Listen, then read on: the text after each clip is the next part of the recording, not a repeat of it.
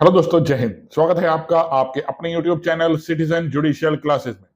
दोस्तों, मैं एडवोकेट शाह फैसल आज आपको मेंटेनेंस से रिलेटेड एक केस, महिला ने भरण पोषण की मांग करी और न्यायालय ने उसे खारिज कर दिया। ये अभी रिसेंट का निर्णय आया है सुप्रीम कोर्ट का, वो आपके साथ डिस्कस करूंगा कि क्यों न्यायालय ने महिला के भरण पोषण के आदेश को रिजेक्ट किया। क्या आधार थे पति के पास कि उसके आधारों को सुन लिया गया और पत्नी को मेंटेनेंस नहीं दिलाया गया, यही मैं आज डिस्कस करूंगा। इंपॉर्टेंट केस है जो आपके बहुत काम आएगा। शुरू करता हूं। देखिए वीडियो, मेरी वीडियो शुरू करने से पहले हमेशा की तरह आपसे अपील, मेरी वीडियो को लाइक और सब्सक्राइब कीजिएगा दोस्तों। धन्यवाद। चलिए दोस्तों, अपने वीडियो पे आता हूं। देखिए, एक महिला अपने पति के ऊपर मेंटेनेंस का, भरण पोषण का सूट फाइल करती है कि मुझे मेरे पति से भरण पोषण दिलाया जाए, मेरा बिल्कुल ध्यान नहीं रखता और मुझे परेशान करता है। महिला लड़ झगड़ कर पति से अलग रह रही थी, उसके साथ नहीं रह रही थी। काफी समय हो गया दोनों को अलग रहते रहते। इसी बीच महिला तलाक ना मांगते हुए भरण पोषण की डिमांड न्यायालय से करती है कि मेरे पति से मुझे भरण पोषण दिलाया जाए। देखिए, पति के पास भरण पोषण से बचने के लिए 3 ग्राउंड है। वो 3 ग्राउंड कौन से हैं और कहां दे रखे हैं? वो सीआरपीसी के सेक्शन 125 क्लॉज 4 में दे रखे हैं,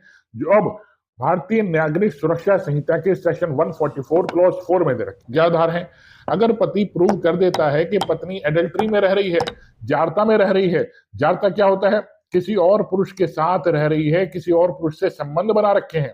पहला आधार हो गया। देखिए, दूसरा आधार है बिना किसी पर्याप्त कारण के पति को छोड़ के कहीं और रहने लगी है और वो सती नहीं रही है। तीसरा आधार है उसने किसी और पुरुष के साथ विवाह कर लिया है, तो पति मेंटेनेंस देने के लिए लायबल अब नहीं रहता। तो 3 कंडीशन है जो सेक्शन 144 क्लॉज 4 में दर्शा रखी है भारतीय नागरिक सुरक्षा संहिता के। अब इसी को देखते हुए पति फर्स्ट ग्राउंड को उठाता है कि मेरी पत्नी मुझसे अलग रह रही है और एडल्ट्री में रह रही है। एडल्ट्री के पर्याप्त साक्ष्य, वो फोटोग्राफ्स और वीडियोस भी trial court means family court के समझ रखता है, लेकिन फैमिली कोर्ट उसकी बात नहीं मानता। फैमिली कोर्ट कहता है कि आपको अंतरिम भरण पोषण तो देना होगा, इंटरिम मेंटेनेंस तो देनी ही होगी। इंटरिम मेंटेनेंस क्या होता है? देखिए, एक तो होता है फाइनल मेंटेनेंस, एक होता है इंटरिम मेंटेनेंस। इंटरिम मेंटेनेंस कहते हैं वाद के दौरान के खर्चे। जब पत्नी न्यायालय में पति के ऊपर सूट फाइल करती है कि मुझे भरण पोषण दिलाया जाए, मेरे पास तो कोई इनकम नहीं है, तो न्यायालय पति को इंटरिम मेंटेनेंस देने का आदेश देता है कि पत्नी न्यायालय आती है, जाती है, वकील की फीस भी है, वो खर्चा से हाथ के हाथ दिलाया जाए। उसे कहते हैं अंतरिम भरण पोषण। इसको भी मना करता है पति, नहीं सर, मैं लायबल नहीं हूं, किसी और पुरुष के साथ रह रही है, मेरे साथ नहीं रह रही है और ना अपने मायके में रह रही है, तो मैं इसे अंतरिम भरण पोषण भी नहीं देना चाहता। लेकिन फैमिली कोर्ट और हाई कोर्ट उसकी बात को नहीं मानता। अब इसी बात को लेकर वो सुप्रीम कोर्ट जाता है और सुप्रीम कोर्ट से रिक्वेस्ट करता है, सर मेरी पत्नी ने मुझसे भरण पोषण की डिमांड करी, मैं भरण पोषण दे देता अगर ये मेरे साथ रहती या मायके रह रही होती, लेकिन ये किसी और पुरुष के साथ रह रही है। मेरे पास पूरे एविडेंसेस हैं, देखिए फोटोग्राफ्स, ये देखिए वीडियोस। वो 92 वीडियोस न्यायालय के सामने रखता है। न्यायालय कहता है ये वीडियोस आपको कहां से मिली? वो कहता है मैंने एक प्राइवेट डिटेक्टिव हायर किया, उसने ये सारी वीडियोस बनाकर मुझे दी है।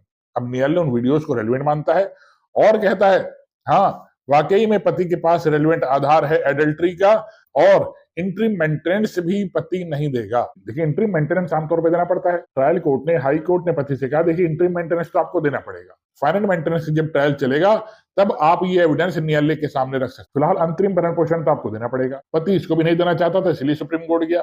सुप्रीम कोर्ट में सारे एविडेंसेस रखता है वो, ठीक है। सुप्रीम कोर्ट देखती है हाँ वाकई में ये एविडेंस रेलिवेंट है और अंतरिम भरण पोषण भी ये क्यों दे? जब पत्नी किसी और पुरुष के साथ रह रही है तो उसके साथ सती नहीं रही है, तो अंतरिम भरण पोषण की पत्नी की मांग को न्यायालय खारिज कर देता है और कहता है ये तलाक का पर्याप्त आधार पति के पास है कि पति चाहे तो इसे इसी आधार पर तलाक भी दे सकता है। अब देखिए, न्यायालय के पास गई थी महिला मेंटेनेंस मांगने, सुप्रीम कोर्ट ने कह दिया नहीं, ये तो पति के पास तलाक का पर्याप्त आधार है, तलाक ले लीजिए आप, इसे भी आपके पास इतना एविडेंस है, आप नहीं रहना चाहते, ये किसी और पुरुष के साथ रह रही है, उसके साथ रह लेगी। महिला चाह रही थी किसी और पुरुष के साथ भी रहती रहूं और मेंटेनेंस में अपने पति से लेती रहूं।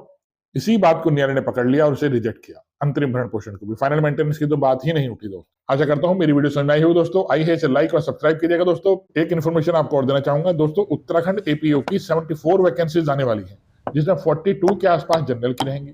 तो जिस किसी भी स्टूडेंट को एपीओ की तैयारी करनी हो, ऑनलाइन या ऑफलाइन, तो मेरे इस नंबर पर कांटेक्ट कर लीजिएगा दोस्तों। मैं उत्तराखंड भी पढ़ाता हूं और लॉ के सारे सब्जेक्ट पढ़ाता हूं। धन्यवाद दोस्तों, जय हिंद।